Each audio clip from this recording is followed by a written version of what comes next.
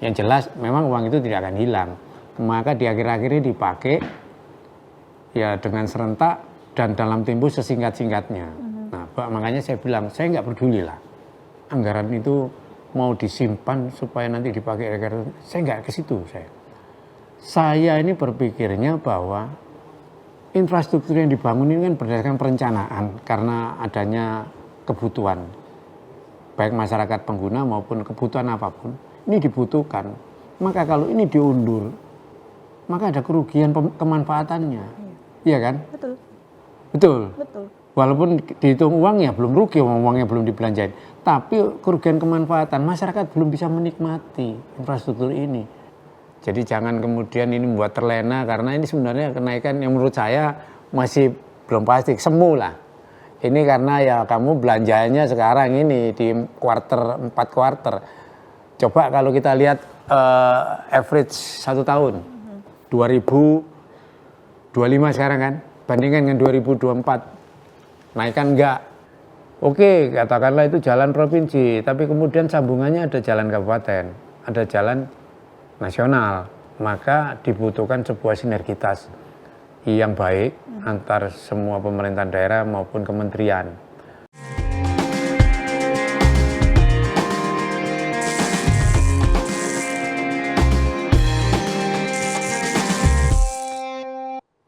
Assalamualaikum warahmatullahi wabarakatuh. Halo dulur Jatim semua, gimana kabar hari ini? Semoga selalu sehat ya. Jumpa lagi dalam Jatim Channel Podcast DPRD Provinsi Jawa Timur, di mana kita akan ngobrol terkait dengan obrolan inspiratif yang penuh wawasan. Dan episode kita kali ini akan membahas terkait dengan tema yang sangat penting dan relevan dengan kondisi sosial kita saat ini, yaitu infrastruktur dibangun, ekonomi ikut tumbuh.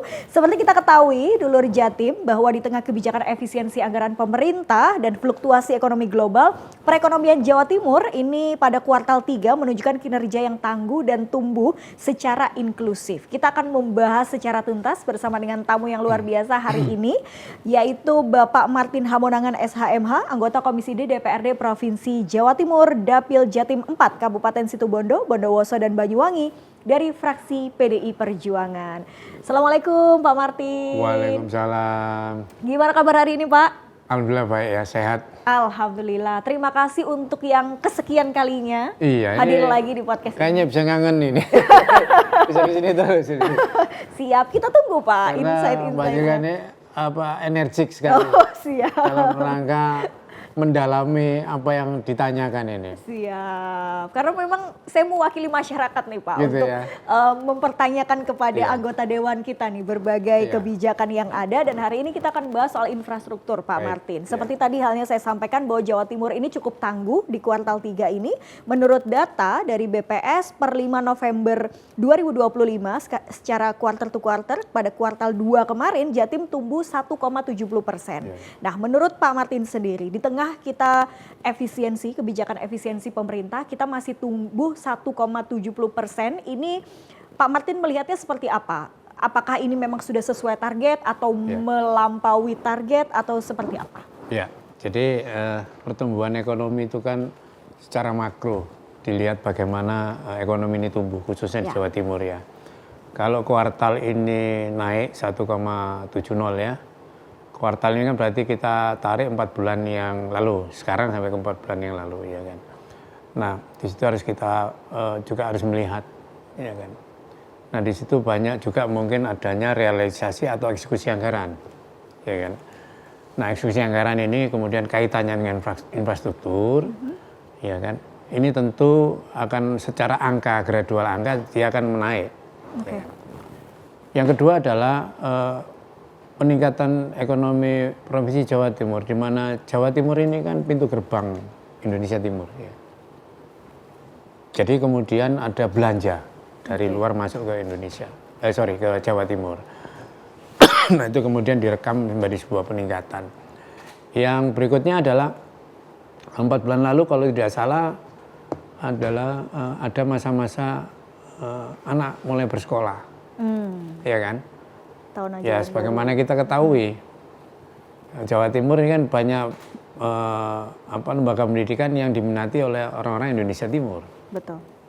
Ya, tentu kalau anaknya berpendidikan di Surabaya atau Malang, ya kan, tentu dia mencari rumah kos, ya kan, terus kemudian membayar uang sekolah dan lain sebagainya, maka ada peningkatan pergerakan aliran anggaran, duit. Ya. Termasuk juga beberapa usaha banyak juga melakukan penetrasi pasar dengan cara diskon-diskon dan lain sebagainya. Maka ini semua efek-efek ini kemudian secara angka ada peningkatan 1,70. Artinya di samping ada eksekusi anggaran dari APBD provinsi, juga ada belanja masyarakat. Ya, belanja masyarakat ini ya banyak hal. Oleh sebab itu bagus juga di tengah efisiensi pemerintah pusat berupa pengurangan TKD, transfer ke daerah. keuangan daerah itu yang nilainya kira-kira hampir 4 triliun untuk Jawa Timur. Memang di postur anggaran kita menjadi berkurang 4 triliun. Tapi itu kan nanti untuk anggaran yang di 2026. Iya kan? Betul. On schedule atau on the way belum. Jadi ini lebih kepada belanja yang kemudian masif, termasuk belanja infrastruktur. Karena belanja infrastruktur kan lumayan besar. Di anggaran Provinsi Jawa Timur itu di samping Dinas Pendidikan, yang kedua adalah Bina Marga. Besaran anggarannya dalam 1 tahun. Nah, mungkin Mbak Silka karena mungkin banyak orang secara umum tidak paham, kalau saya paham banget. Jadi begini, di akhir tahun itu biasanya tender-tender pekerjaan dikerjakan. Nah, ini saya selalu kalau ada rapat kerja dengan dinas-dinas infrastruktur, kan kita bidangnya pembangunan. Ya. Saya selalu pertanyakan, kenapa eksekusi sebuah proyek itu di akhir tahun? Nah, iya. Ya kan?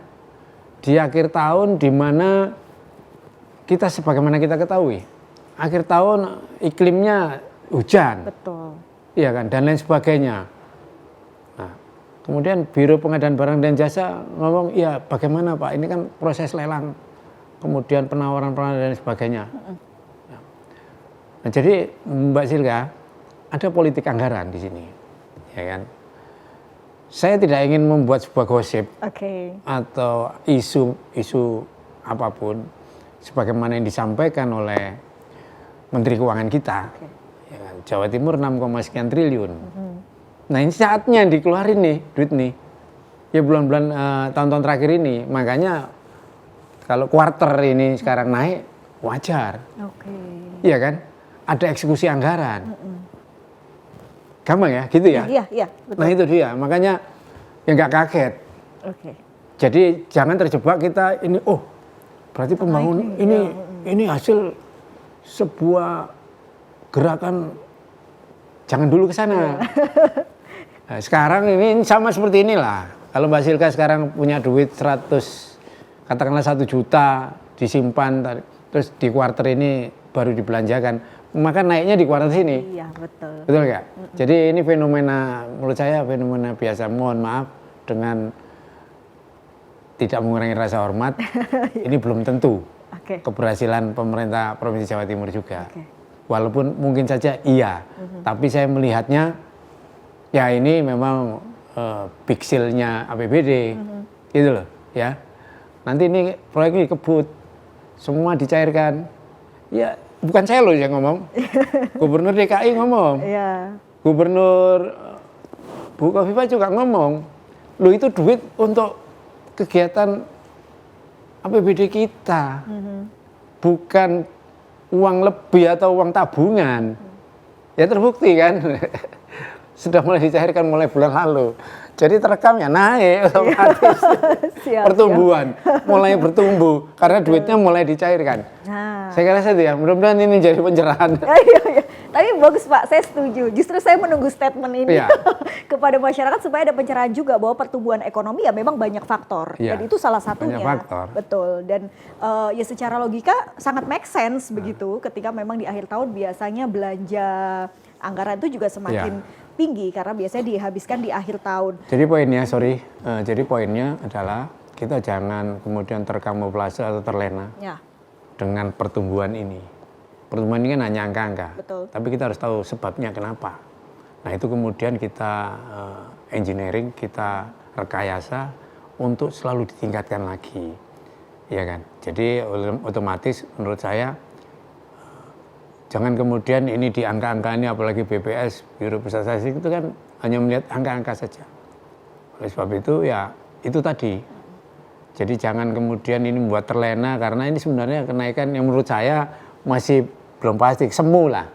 Ini karena ya kamu belanjanya sekarang ini di 4 kuarter. Coba kalau kita lihat average 1 tahun, 2025 sekarang kan, bandingkan dengan 2024, naikkan enggak? Karena itu ditarik 1 tahun. Kalau ditarik 4 bulan sekali ya naik bos, duitnya karena dibelanjakan di 4 bulan ini. Mantap. Ya. Oke. Baik Pak, terkait dengan infrastruktur. Oke, baiklah, pertumbuhan ekonomi memang ada tadi faktor yang mempengaruhi, tapi bicara infrastruktur itu sendiri. Di tahun 2025 ini seperti apa kalau Bapak melihat? Apakah memang masih banyak, sepertinya kalau infrastruktur itu sudah beberapa tahun lalu sudah mulai ini ya Pak tertata, maksudnya di periode lalu. Ya. Sekarang ini lebih ke pembangunan mungkin SDM-nya dan lain sebagainya. Ya. Benarkah begitu atau masih adakah pembangunan prioritas dalam hal infrastruktur di Ya. tahun 2025 atau mungkin juga nanti di RAPBD 2026 Pak Ya. Martin? Saya kembali lagi dulu ya, Oke. ke tadi itu ya. Terbayang enggak 38 kabupaten kota dengan serentak membelanjakan di 4 bulan ini? Udah. Ya. Artinya ini pola-pola ini ya sudah di mana-mana seperti itu. 4 bulan terakhir ini dibelanjain APBD-nya, dikeluarin. Ya jelas 38 kota dalam waktu yang bersamaan dalam 4 kuarter tahun ini sekarang, 4 bulan ini, termasuk pemerintah Provinsi Jawa, berapa APBD yang beredar? Triliun sekian, ya kan? Kalau kemarin ya kita tanpa sujon lah ya, 6, sekian Jawa Timur. Ini sudah viral, bukan karangan saya. Ya. Itu dari Jawa Timur. Belanja segitu. Karena tahun anggaran harus ditutup nih, Desember. You nggak boleh simpan, iya kan? Nah ditutupnya ini saya nggak tahu juga. Kenapa kok faktor di akhir-akhir ini baru dicairkan? Ya kalau bahasa normatifnya karena persiapan-persiapan lelang dan lain sebagainya, ya oke lah. Tapi itu dilakukan 38 kabupaten kota, luar biasa peningkatan pertumbuhannya. Ya. Nah kembali kepada tadi soal Infrastruktur. Jadi perencanaan anggaran itu dimulai 1 tahun sebelumnya. Ya. Ya kalau kita kemudian berbicara soal pembahasan anggaran, itu pertama kali kita dari titik KUAPPS, ya, plafon anggarannya. Itu nanti dinas ini, termasuk dinas yang menangani infrastruktur, menyusun sebuah program rencana anggaran. Masuknya ke Bapeda. Ini saya bicara secara garis besar saja ya.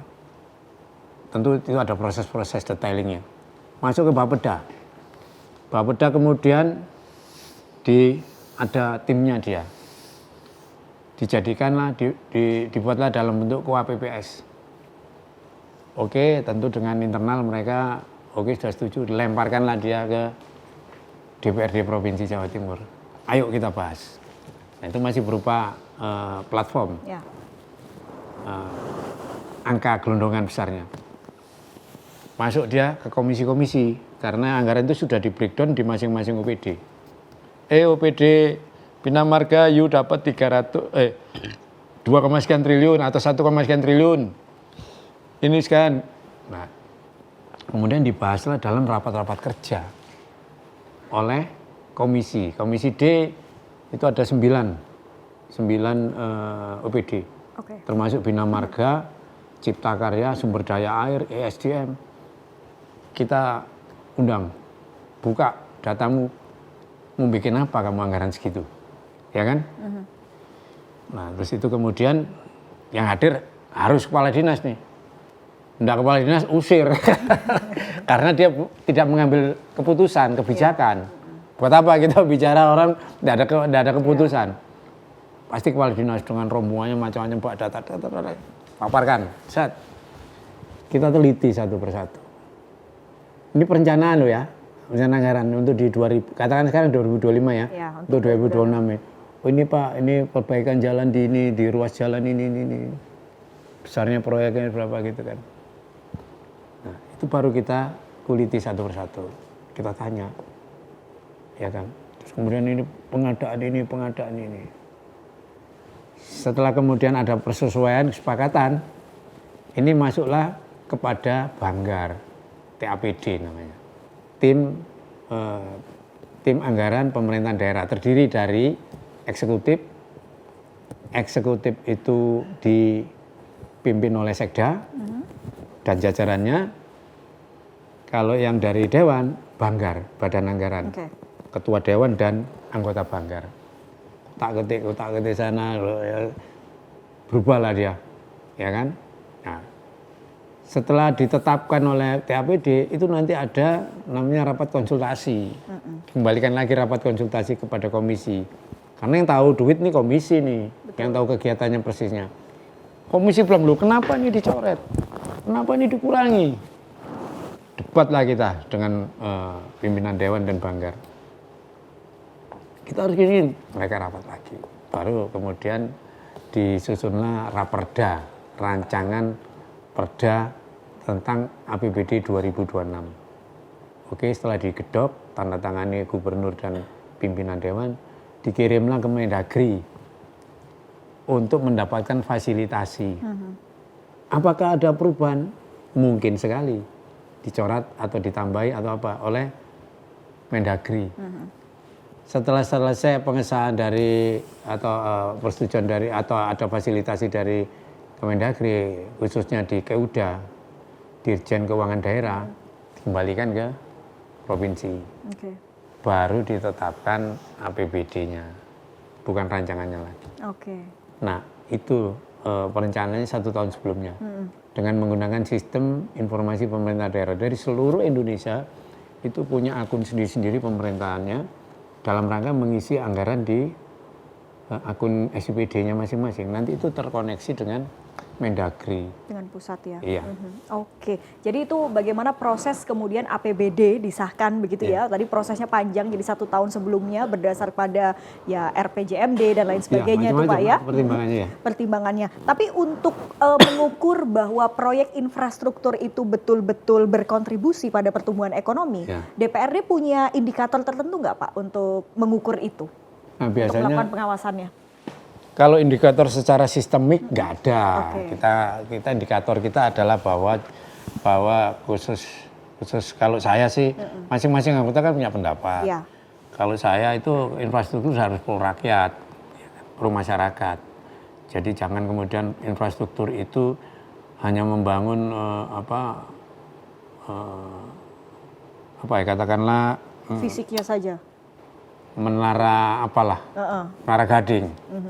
Jadi pembangunan infrastruktur harus kemanfaatannya untuk masyarakat. Nah tentu kita kan punya, sebelum itu kan kita punya pengaduan, punya hasil spotting. Nah saya tanya kita, ini Pak kenapa di sana nggak bisa kamu, padahal itu prioritasnya tinggi, jalannya sudah sangat rusak, jalan provinsi dan lain sebagainya. Nah di situ peran kita ada pengawasan.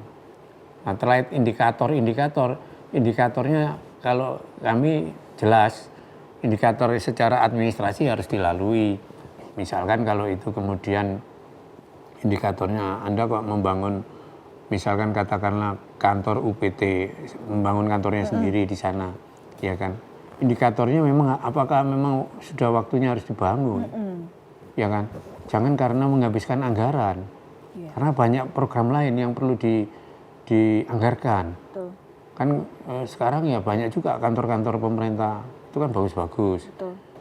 Kok tiba-tiba ada renovasi dan lain sebagainya. Nah itu yang indikator-indikator itu yang bisa kita ukur. Kemudian jalan, menurut saya pemeliharaan jalan yang mana mau dipelihara, ya kan? Ini Pak ada lubang-lubang, bikin garis sepadannya dan lain sebagainya. Indikator sesuai dengan on the spot fisik itu.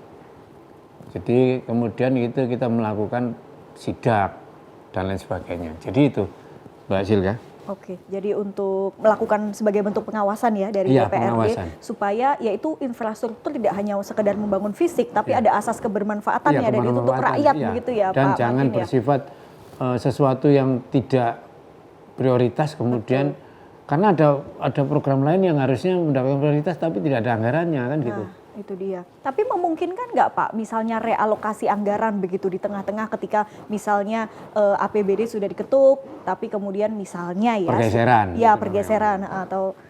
Secara teori nggak bisa. Oke. Tapi itu tadi saya bilang, gubernur tiba-tiba bisa mengeluarkan APBD mendahului. I see. Iya kan? Jadi gini, ini kan sudah disahkan nih untuk 2026. Dalam proses sebelum realisasi di 2006, tiba-tiba di bulan 1 atau bulan 2, gubernur mengajukan APBD mendahului tanpa persetujuan kita. Bisa tergeser tuh barang, ya kan? Bisa menjadi proyek apa nggak tahu. Ya. Dan celakanya kita selalu kadang-kadang diberitahu di akhir-akhir. Jadi kita nggak ngerti kadang-kadang. Terus kemudian ada pembahasan terkait dengan pelaksanaan anggaran, ya kan? Atau LKPJ, loh. Ada APBD mendahului, makanya proyekmu kok nggak jalan karena digeser. Bisa. Oke. Tapi kalau secara on prosedural pembahasan APBD nggak bisa lagi, udah digedok. Oke, tapi kalau untuk ini kita bicara infrastruktur untuk pertumbuhan ekonomi ya Pak. Bagaimana kemudian mendorong investasi-investasi setelah infrastruktur itu dibangun. Tapi kalau investasi berarti masuk di komisi berapa Pak? Komisi C ya, perekonomian atau saling ada lintas komisi gitu kah atau bagaimana? Saya nggak tahu nanti pengertian investasi ini apakah to business atau investasi aset kita. Oh, oke. Ya kan? Kalau yang disebut investasi aset jelas setiap anggaran Rp1 pun itu merupakan investasi kita. Ya. Karena ketika kemudian kita membangun sebuah kantor atau membebaskan lahan itu masuk di BPKAD sebagai aset tercatat. Tapi kalau untuk biaya rutin dan lain sebagainya yang tidak terkait dengan aset fisik ya tentu itu anggaran yang habis dipakai. Contoh misalkan lahan pengolahan pabrik limbah B3 di Dawar Blandong itu sekitar 50 hektar pembebasannya. Nah, jadi ini tanah perhutani nih, yang di Dawar Blandong, Mojokerto. Kemudian ada perencanaan membuat pabrik limbah B3 punyanya provinsi atau punyanya BUMD. Karena lahannya ini punya provinsi, kemudian pemerintah provinsi melakukan tukar guling di wilayah Bondowoso. Dibebaskanlah. Kalau nggak salah kalau aturannya 50 hektar plus berapa persen kelebihannya, nggak boleh pas. Dibebaskanlah di situ. Maka kemudian tanahnya perhutani kita ambil, dia pindah ke sana. Nah kemudian ini kita daftarkan ke BPN menjadi milik Provinsi Jawa Timur. Nah itu kemudian dicatatkan menjadi aset. Nah itu bisa jadi kan investasi juga. Nah jadi memang asetnya kita sangat besar. Kalau dibilang ya kaya pemerintah Provinsi Jawa Timur ini aset. Ya kan? Iya. Ya rumah sakit itu kan juga aset. Iya. Harusnya begitu ya. Tapi kalau investasi dalam artian bisnis? Terkait dalam bisnis, pemerintah daerah kan tidak boleh berbisnis. Yang boleh adalah mengutip PAD, penghasilan asli daerah. PAD ini nanti dihitung berapa PAD kita, maka APBD kita itu disesuaikan dengan PAD yang kita dapat. Total ini belanjanya pemerintah Provinsi Jawa Timur di tahun 2026 memang mengecil. Biasanya di angka 29 sampai 30 triliun satu tahun. Sampai pernah tembus 32. Nah itu tergantung pada PAD yang diperoleh. Dengan pendapatan pajak kendaraan bermotor. Ya kan? Pendapatan mana di total. Dengan kemudian ditambahkan lagi TKD, transfer daerah kita berapa. Maka itu menjadi besaran APBD Provinsi Jawa Timur. Nah untuk tahun 2026 ya terpotong oleh TKD. Jadi sekarang kalau nggak salah 28 sekian triliun. Bandingkan dengan Surabaya. Surabaya itu rata-rata hampir 11 triliun. Belanja 10 sampai 11 triliun. belanja per tahunnya di wilayah Surabaya saja segini. Bayangkan, jadi kalau wali kota dengan gubernur ya setara lah itu. Wali kota Surabaya ya. Iya, betul. Oke, Pak Martin, kalau bicara infrastruktur, mungkin saya sebagai masyarakat yang cukup awam, karena pasti yang ada di bayangan kami adalah infrastruktur itu adalah pembangunan-pembangunan yang untuk masyarakat, entah itu membangun jalan, jembatan, atau apapun itulah yang kaitannya dengan konektivitas, kemudian mempermudah distribusi, yang pada akhirnya kan perputaran ekonomi itu terjadi begitu ya Pak. Termasuk juga mungkin juga serapan para pekerja, membuka lapangan pekerjaan dan lain sebagainya. Nah, bagaimana DPRD dalam hal pengawasannya juga bisa mendorong atau memastikan bahwa pembangunan infrastruktur itu sejalan dengan pertumbuhan ekonomi, membuka lapangan pekerjaan, melibatkan masyarakat desa misalnya, atau di kawasan-kawasan tertentu begitu Pak? Jadi begini Mbak Silya, setiap pembangunan infrastruktur ya tentu itu akan meningkatkan pertumbuhan ekonomi. Seperti saya sampaikan tadi, ada belanja, ya kan. Kemudian secara langsung maupun tidak langsung, setiap pembangunan infrastruktur itu akan membantu perekonomian masyarakat yang ada. Katakanlah jalan. Jalan kalau semakin nyaman, mobil-mobil yang ngangkut sayur lebih cepat nyampe di pasar. Atau jalan dibuat itu untuk mendistribusikan atau memindah barang hasil kebun bumi dari sawah ke pasar, itu ada fasilitas jalan, ya kan. Nah, terkait dengan apakah ini kemudian kita punya pemikiran bahwa setiap pembangunan infrastruktur harus dapat menyerap tenaga kerja, itu sudah pasti. Makanya setiap proyek memang itu kalau itu swakelola katakanlah, tetap swakelola dalam kaitannya membangun sebuah proyek, tetap yang ngerjakan kan masyarakat, ya kan. Tetapi kalau itu swakelola pemeliharaan jalan, nah kita lihat kalau itu pengaspalan katakanlah ya, pengaspalan pemeliharaan jalan swakelola oleh Bina Marga, ya Bina Marga yang mengelola sendiri, duitnya dipegang sendiri, dikelola sendiri, ya dia kerjakan sendiri. Kalau masih bisa mengcover Bina Marga. Tetapi apapun, setiap rupiah yang dibelanjakan untuk infrastruktur sudah pasti mengungkit perekonomian, baik langsung maupun tidak langsung. Itu ada belanja makan, ada belanja sarana dan prasarana, dan upah, ya kan. Jadi memang itu tadi, akhirnya kemudian nyambung bahwa di kuarter ini yaitu tadi karena ada belanja itu tadi ya menuju akhir-akhir. Tapi mungkin ini agak sedikit out of context dari infrastruktur ya Pak. Menyambung tadi Bapak sampaikan bahwa kecenderungan rata-rata memang OPD atau mungkin juga kementerian-kementerian terkait itu belanjanya itu kebanyakan memang di akhir. Mungkin ya karena tadi faktor memang proyeknya dilulan dan lain sebagainya. Tapi apakah itu kan kerap kali menjadi problem juga toh Pak? Iya, bukan problem, itu sebetulnya ya terjadi merugikan masyarakat. Iya itu. Nah ya apakah tidak bisa dievaluasi begitu? Jadi begini loh, sebenarnya secara teori sejak APBD itu digedok, maka ketika tahun anggaran berjalan sudah bisa. Harusnya begitu. Duitnya sudah ada kok, ya kan? Cuman kadang-kadang ini makanya diirit-irit lah. Jurusannya pemerintahan anggaran pasti tahu. Kadang-kadang politik anggaran itu dimurni dia irit-irit, ya, saya bahasanya gitu aja lah. Diirit-irit, tidak dilaksanakan. Kemudian disilvakan, masuklah ke APBD perubahan, ya kan. Nah di APBD perubahan itu ya sudah bisa berubah total, gitu loh. Makanya juga ada, ya saya nggak mau lah ngomong ini rekayasa atau pengakalan, ya ternyata ada juga kegiatan lain yang tadinya dimurni tidak ada. Ya, ini kan termasuk bagian politik anggaran.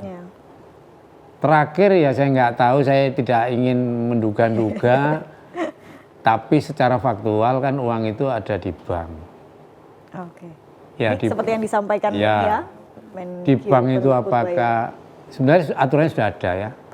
Di bank itu kalau itu nanti ada bunganya, tentu kan ada bunga. Bank itu kan uang disimpan ada bunganya. Deposito atau apapun itu kan pasti ada bunganya. Iya. Kalau itu ada bunga, harusnya masuk ke jasa giro bunga. Tidak boleh dimiliki, itu harus dimiliki oleh negara. Nah, cuman kan ya nggak tahu dalam praktek-praktek perbankan ini Wisnu, kita nggak tahu. Yang jelas memang uang itu tidak akan hilang. Maka di akhir-akhir ini dipakai ya dengan serentak dan dalam tempo sesingkat-singkatnya.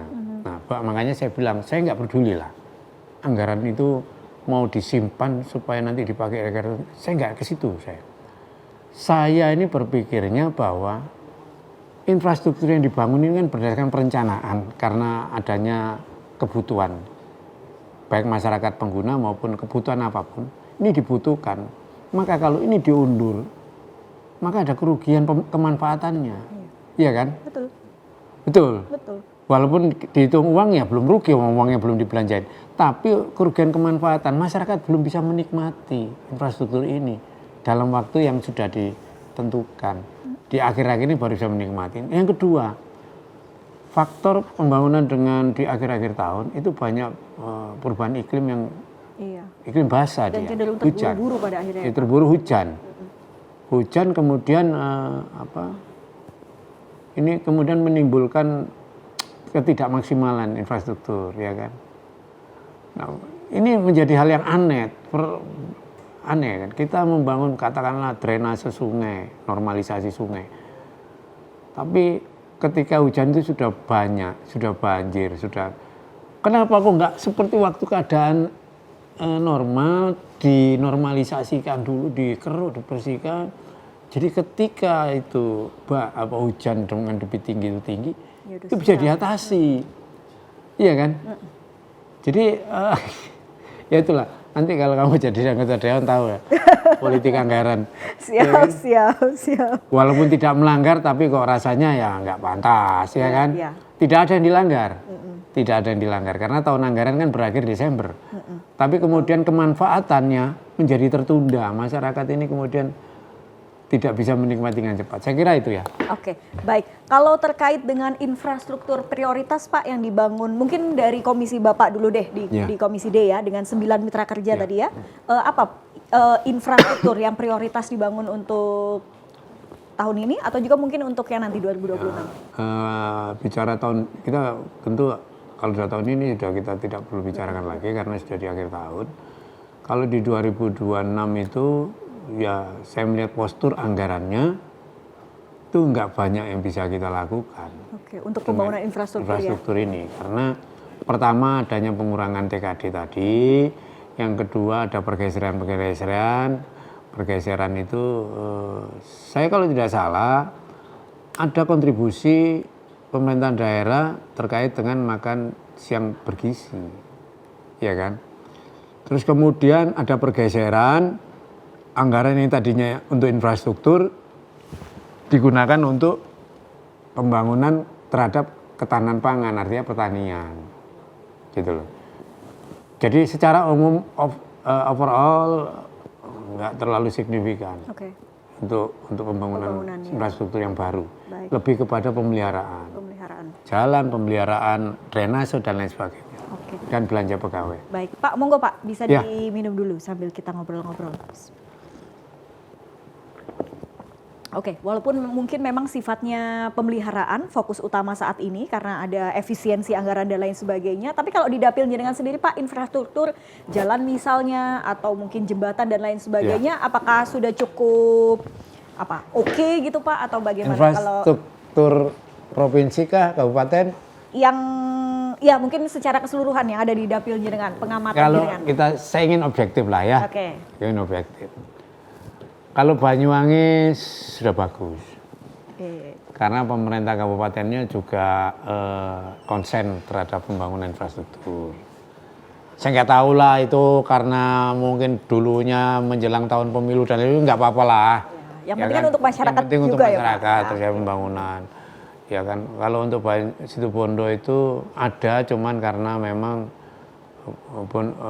Situbondo ini merupakan kabupaten yang dengan APBD tidak terlalu besar. Jadi lagi-lagi tadi kita bicara masalah prioritas anggaran, banyak bergeser kepada anggaran-anggaran yang menurut saya tidak mengacu pada anggaran belanja modal.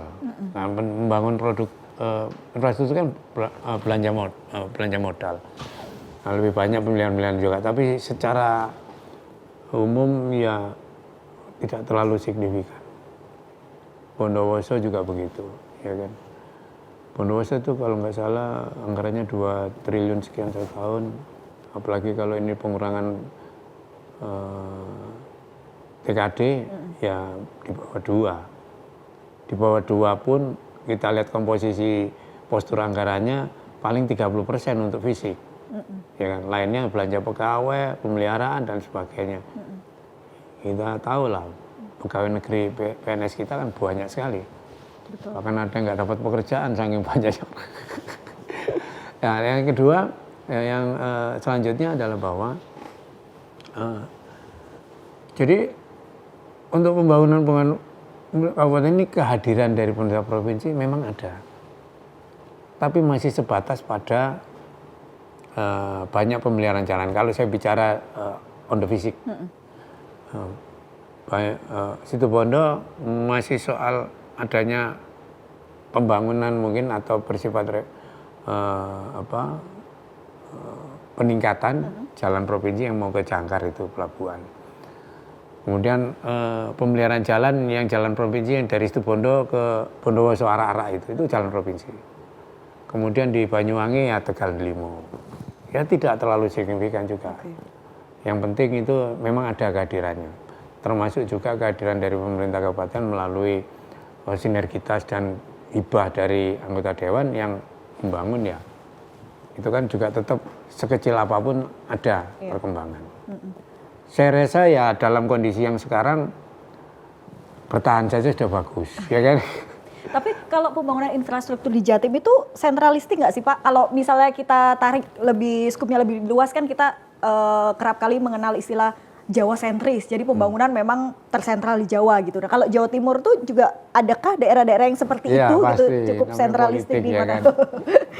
Yang pertama-tama adalah Jawa Timur itu hanya kata saja, Jawa Timur. Terdiri dari 38 kabupaten kota. Tapi wilayah kita nggak punya. Wilayah yang punya itu kabupaten kota. Ya kan? Nah, terkait dengan kehadiran pembangunan pemerintah Provinsi Jawa Timur di daerah, ya lebih banyak kepada kewenangan-kewenangan provinsi. Ya kita harus jujur. Atau dalam bentuk pembangunan bantuan keuangan daerah ada. Seperti tadi ditanyakan, kita sudahlah, kita lebih baik langsung fair saja. Apakah Gubernur Kofifa ini punya daerah-daerah sendiri yang sentralistik? Ya kan? Sebenarnya saya mau jawab juga. Nggak akan jawab juga nggak apa-apa sih Pak. Tapi kalau mau jawab boleh juga. Nggak, maksud saya adalah bahwa setiap pemimpin pasti punya keinginan untuk membangun di daerah-daerah ini secara umum loh ya, yang dekat dengan yang bersangkutan, ya kan. Ya kemudian kan ya wajar lah karena mungkin menurut si pemimpin ini, saya nggak bicara orang dah. Menurut pemimpin ini itu adalah daerah pendukung saya. Wajar, dewan juga begitu. Ya, kalau kita lihat perkembangan, kita lihat dari postur anggaran saja dan proyeknya ada di mana saja. Kalau saya melihat ya, kalau kita bicara Jawa Timur, pembangunan ini lebih banyak di itu daerah apa ya? Disebut Mataraman atau apa ya? Mojokerto, Lamongan, terutama Mojokerto itu, Mojokerto, Lamongan, Jombang, dan beberapa daerah lain. Ya kan? Kan ada istilah Mataraman, Tapal Kuda, dan lain sebagainya. Saya juga kurang hafal itu, Pak. Untuk daerah Pendalungan, ya ada. Cuman kalau dibandingkan dengan daerah lain, kita masih mungkin tidak terlalu menjadi prioritas. Tapi ini terbantu oleh Banyuwangi. Ya kan? Jadi, tapi saya terjadi kekhawatiran ini di dapil saya ini, jangan nanti jomplang. Banyuwangi sudah di level tertentu, Situbondo dan Bondowoso tertinggal. Itu yang harus kita bantu. harusnya kita bantu Situbondo dan Bondowoso. Tapi secara umum ya memang menjadi kewajiban gubernur, menjadi kewajiban pemerintah provinsi untuk berkeadilan dalam membangun setiap wilayah. Walaupun tadi saya sampaikan kita tidak punya wilayah Provinsi Jawa Timur. Secara wilayah konkretnya ya, saya kira itu ya. Oke, baik. Dan ke depan Pak, bagaimana DPRD juga dalam tugas pengawasannya, juga mungkin sebagai tugas budgeting juga untuk nanti ke depan infrastruktur, supaya infrastruktur itu lebih merata, kemudian juga dirasakan oleh banyak masyarakat di Jawa Timur begitu ya. Termasuk juga mungkin di daerah-daerah yang sulit untuk dijangkau, misalnya daerah pegunungan atau yang agak, kita kan juga punya pulau-pulau terluar ya, kayak yang di Madura atau juga Bawean, atas lagi dan lain sebagainya. Jadi begini, ini kita lihat peta pertarungan di komisi aja, ya kan. Perjuangannya, udahlah kita nggak mau munafik lah. Perjuangannya yang perjuangan dapilnya. Nah, kebetulan di komisi D ini mayoritas dapilnya Madura banyak loh. Kalau dapil saya ini, saya, Bima, Dr. Agung, Pak Yoyo, ya lumayan. Maka ketika pertarungan anggaran itu, kegiatan, yang menjadi wajar. Karena ini di mitra kita, ya kita hajar ya. Diprioritaskan ke dapil. Ya itu manusiawi. Ya. Secara politik manusiawi. Betul. Nah tetapi kemudian untuk daerah-daerah yang sudah kelihatan kasat mata memang harus diprioritaskan, tentu kita tetap berjuang ke sana. Jadi masing-masing, ya itulah. Komisi D ini kan yang ada dapilnya yang tidak ada di komisi D, yang mungkin agak sedikit kurang, wajar ya. Itu, saya kira itu ya. Baik Pak, mungkin terakhir harapan ke depan untuk infrastruktur kita di tengah mungkin efisiensi yang terjadi atau pengurangan TKD dan lain sebagainya, supaya pertumbuhan ekonomi tetap bertumbuh begitu sesuai harapan dan sesuai target karena infrastruktur. Silakan. Jadi yang pertama-tama mudah-mudahan badai efisiensi ini cepat berlalu. Kalau sudah mengatasnamakan efisiensi, maka kemudian kita akan ada pengurangan terhadap belanja-belanja infrastruktur. Nah, oleh sebab itu, pertama adalah mudah-mudahan ekonomi kita secara nasional juga harus meningkat. Maka kemudian kita ini kan masih defisit anggaran APBN. Mudah-mudahan defisit anggaran itu kemudian dapat tertutupi, karena terus terang ya sebagian besar APBN kita juga membayar hutang. Maka kemudian terjadi defisit anggaran. Defisit anggaran kemudian mempengaruhi adanya TKD. Gampangannya seperti itu. Nah oleh sebab itu harapannya ya tentu mudah-mudahan uang kita besok banyak, kan gitu. Amin. Yang kedua adalah bahwa ayolah kita coba mengurangi belanja-belanja yang tidak terlalu prioritas. Belanjakan saja infrastruktur yang kemudian itu sudah waktunya harus dibangun. Nah, bicara infrastruktur itu kan khususnya jalan dan jembatan, itu tidaklah berdiri sendiri.